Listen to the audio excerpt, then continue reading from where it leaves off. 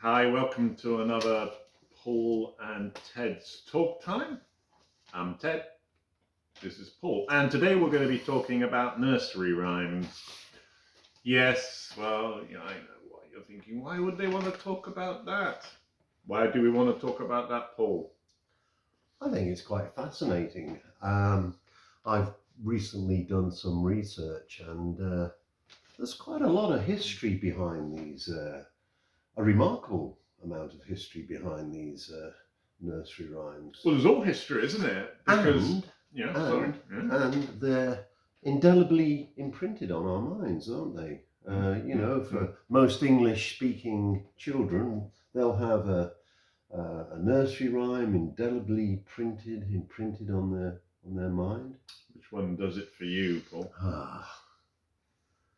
Well, you got to go with Humpty Dumpty, haven't you? And Humpty Dumpty, Twinkle, Twinkle, and Three Blind Mice. And we have an international audience, so we're going to try and remember some of the words to these nursery rhymes. First of all, let's clarify what a nursery rhyme is. I mean, have we got a definition for that, Paul?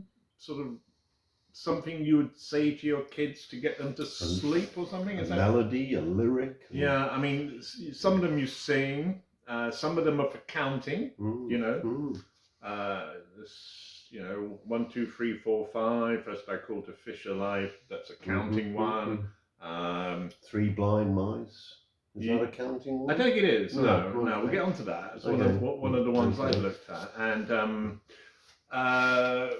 what's that one? This little piggy was counting the fingers. Yeah. Did you ever? Were you ever subject to that humiliation? My mother used to get hold of my little. Run me through it again. This little piggy went to market. Okay. Yeah. This little piggy stayed at home. This little piggy had roast beef, was it? And the other one ran all the way home. I think I'm missing a pig here because that gives me 4 fingers. Okay. Oh, wasn't there one with the bears as well? What was the one with the bears? Well, that's the 3 bears, but I don't think that's a nursery rhyme. That's like a story, but I like that one as well. Yeah, okay. I like the adult version of that as well. That's the good. Yeah. Right, getting on to let's do it one by one. Which one are you going to kick off with? I think sing a song of sixpence.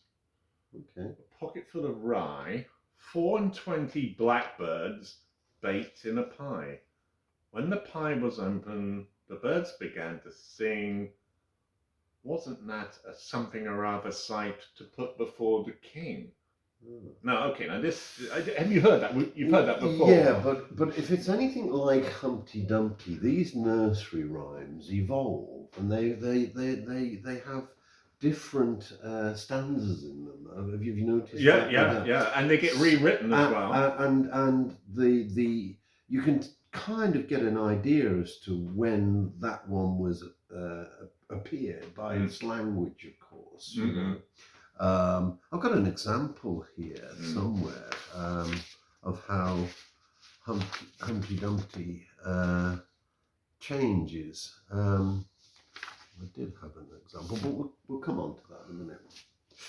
24 blackbirds baked in the pie. When the pie was opened, the birds began to sing, and all the birds flew out, right? And I thought, well, okay, what's that all about? First of all, historically, it's referring to Henry VIII, Catherine of Aragon, and the then, at the time, Maid Anne Boleyn. Okay, now the second verse, which I don't know off heart, but I should do, is the maid is hanging out the clothes. That's Anne Boleyn. Okay, that's second wife. Well, do you know that Humpty Dumpty refers to Richard III? I read that though, but since you were looking at it, I thought, well, I'll drop that because this is quite a lot all to be sort of crammed into. Now, let's go to the 24 blackbirds.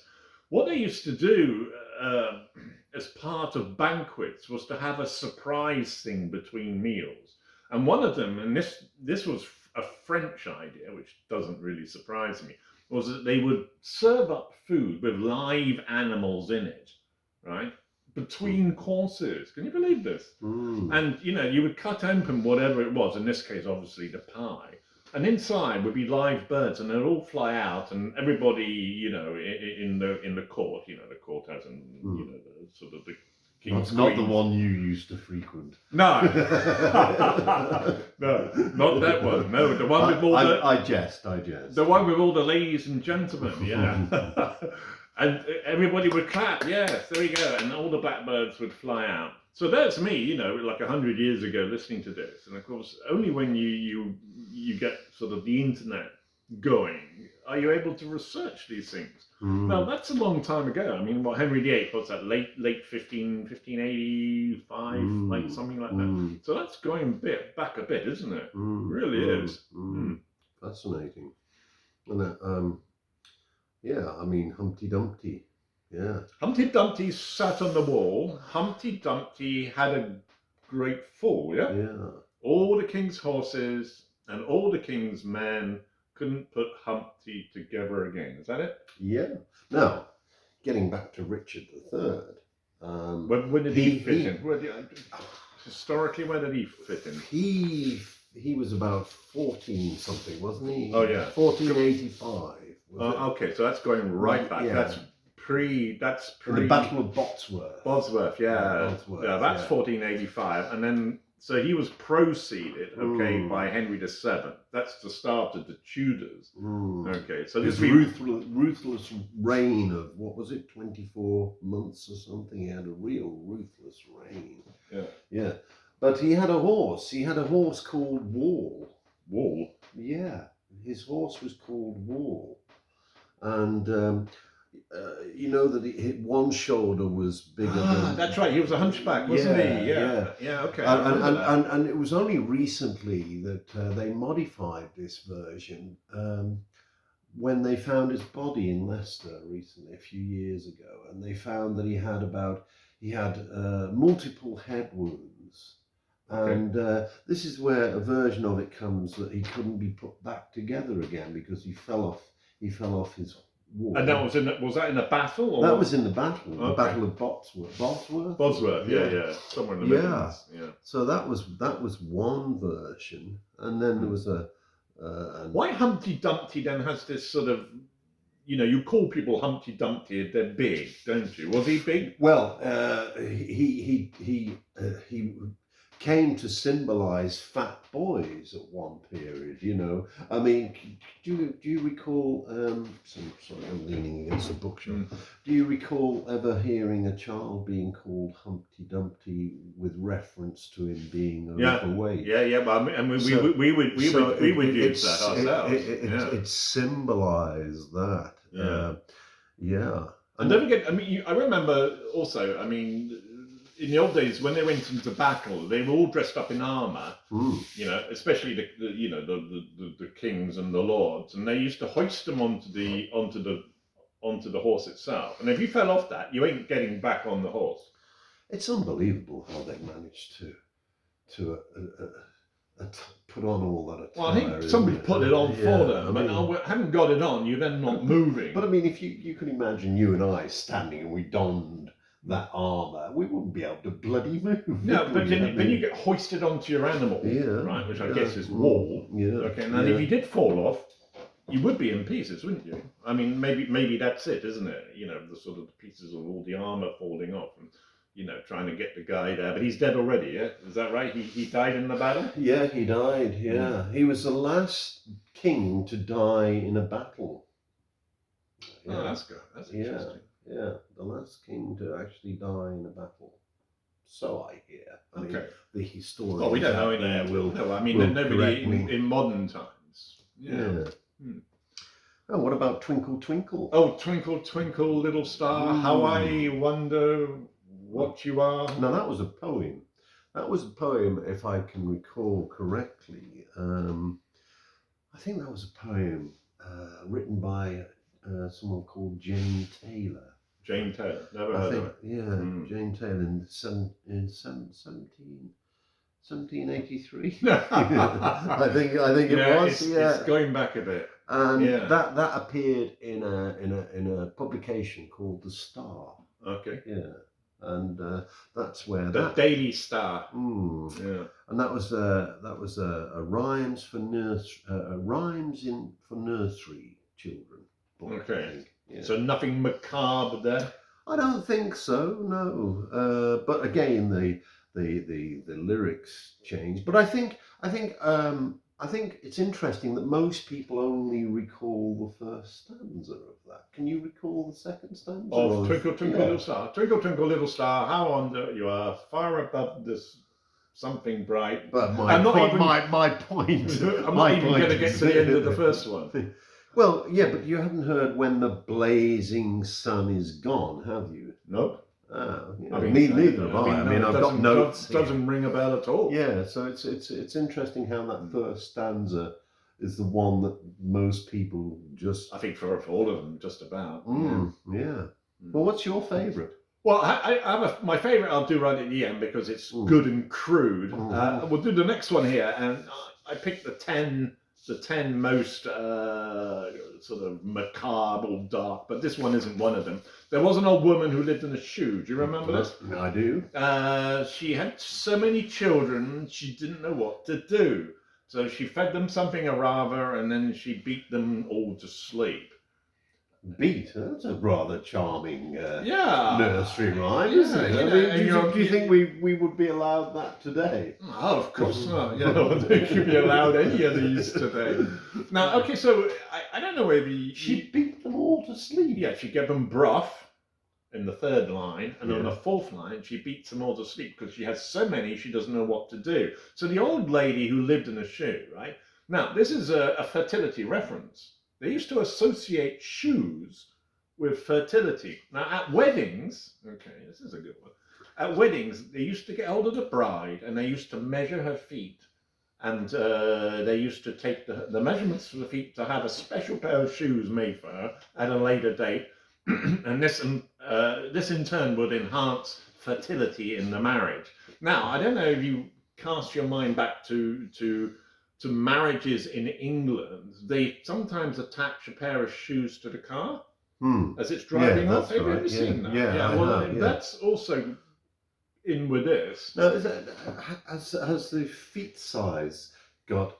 Is there any sort of anything tied into the feet size? And what I'm driving at here is the Chinese. Yeah. But is there a connection? I don't think so. No, because that's a different. The Chinese shoe goes back to I don't know what dynasty, but that was when small feet was associated with. Was that fertility? No, that was beauty, I think. Yeah, beauty. And then the parents used to get hold of their little girls and used to wrap their feet so the feet couldn't grow in order to get them a better husband, or at least give them a better chance of having a husband. So you can see these in museums in London, the Chinese shoe and the racks. And goodness me, it's completely deformed feet. Okay, so I was just wondering if there was some kind of connection to right, 3 blind mice. Do you know the words to this? 3 blind mice see how they run. Wasn't this something to do with a plot? Yeah, assassinate somebody. Yeah, but there's 3 or 4 of these which are to do with the dissolution of the monasteries, the abolition of the Catholic Church, and this is one of them. So 3 blind mice, see how they run. They all ran after the farmer's wife, who chopped their tails with a kitchen knife. And so, another great one to be singing to your kids. How to damage your children in one easy lesson. Oh, see, we were subjected to these. This explains a lot. Yeah, this is the product. Anyway, so this dates back to, of course, the horror. I think it's Mary Queen of Scots, or one of the horror shows we have back in English history, and the 3 blind mice refer to 3 Protestant bishops who were blinded and then executed. But then I later came to notice that they weren't in fact blinded; they were burnt alive. So the nursery rhyme lost its credibility as a result of that. Why did they take on the mantle of nursery rhymes? Was it purely because they just happen to be rhyming words. I think so, and also Because the content is totally inappropriate if you scrutinise it. Yeah, but it wouldn't have been back then, you see. I remember when I used to suck my thumb. Oh, you did that? I did that. Well, we're both putting it politely, troubled people. Yeah, I sucked my thumb, and then my aunt, she showed me this book of a picture of a child. Okay, this is my family, for crying out loud. Picture of a child holding up his hands with 4 fingers, no thumbs, blood pouring out of holes, and the guy running away, this horrible sort of guy with long black hair and a huge pair of scissors with blood dripping from them. Now, I was shown that to stop me, or no, they tried to stop me sucking my thumb. You know, point here is going back in the old days, we didn't, as Paul would love to use this word, mollycoddle kids. Children should be seen but not heard. So going back to your point, nursery rhymes were very much built around the events of the given moment. And I think you got one there, the Baa Baa Black Sheep. What are the other ones? Did you do the Baa Baa Black Sheep? No, I didn't. I just, because I just became fascinated by Humpty Dumpty. Yeah, Baa Baa Black Sheep, of course, that's got references to all sorts of things, slave trade, the coal industry, all sorts of. What is this? An evolution of it, changing from very much an evolution. So to fit the times. To fit the times, yeah. Who was changing them? How did that evolve? I'm not sure who changed them. I guess whoever was the poet or the people. The literary people of the given moment. London Bridge. London Bridge is falling down. That used to be a favourite, wasn't it? Do you remember when you were in class and everybody used to like that one? Yeah, because you could sing it. Because you could sing it, couldn't you? Yeah, but London Bridge is falling down. Yeah, but the reason for it falling down is not a good one. Why was that? Well, because they didn't bury a live person when they were building it. You had to get a child, bury him alive, apparently. In the foundations, if you wanted a bridge to survive, and because London Bridge, sorry, I wrote this is what they thought back in those days. If you want the structure of the bridge, especially across the Thames, because that was tricky in those days, I don't know how wide the Thames is. It's wide enough. It's a big river, and the idea was that in order you needed a live sacrifice to the gods or God, whoever you were dealing with. And without that, what period in time we're talking about? Viking era, pre-Viking era, and then there was another story about the Vikings invaded and burnt the bridge down because that would sort of coincide with the burning of the bridge. It would make sense in that. So therefore, the song we used to sing, as you said, had some pretty grisly connotations as well. Amazing. Jack and Jill went up the hill to fetch a pail of water. How old is that one? It goes back a long way, 1600s. Yeah. Well, how does it go? Jack and Jill went up the hill to fetch a pail of water. Jack came down with half a crown. He didn't come down with half a crown. He broke it. Jack and Jill went up the hill to fetch a pail of water. Jack came down with half a crown. And Jill came tumbling after. Something like that. We obviously haven't got the homework done on this one. Jack and Jill. Okay, so there's 2 stories here, right? The first one is to a village in Somerset, very near where I come from, and so there is an actual hill where this is based on. No, Jack and Jill had an illicit affair. Okay, Jack hit his head, or got his head was crushed by the locals because he got his girlfriend Jill pregnant. Is this one they would have mocked and laughed at in the pub? But Jill, she died in childbirth, right? So that was a grisly story from Somerset, which is just around the corner from where I originate from. And then the second story, and it's probably the more believable one, is Jack and Jill were measurements of alcohol. You'd go into pub and order a jack, and it'll be like a sort of a quart or something of that description of straight spirits, and the Jill was half of that. Well, Now that's interesting, because apparently there's a cocktail called Humpty Dumpty. Did you know that? I can imagine. Yeah, it's something to do with some liquor. A couple of those, and you're on the floor, and nobody's going to be able to rescue you. Well, the Jack and Jill, this was, I think, Charles I, and he imposed a tariff on drinks. And instead of actually saying, right, you have to pay more money, he just reduced the sizes of it. So a Jack became smaller measurement, and a Jill became a smaller measurement as a result. So that was the story about that. And of course, with the well and stuff, sort of there's a sort of, there's a connection with liquid there. So you don't know which one to believe there. But it's fascinating how they've all how they were received, isn't it, in those days? Well, I mean, because people didn't know the meaning of it. I mean, when we listened to these things, I mean, we had not the foggiest idea what was going on. Hickory Dickory Dock. Do you know that one? Something about the clock. Yeah, the mouse ran up the clock. No, that's right, yeah. The clock struck 1, the mouse ran down, something or other, something or other, something or other. Exeter Cathedral has a clock. It also has a big hole in the front. No, I'm glad you mentioned that, because I'm getting back to my Humpty Dumpty. Because did you know another version of Humpty Dumpty was that it originated from a castle in Colchester. Okay. And there used to be this castle with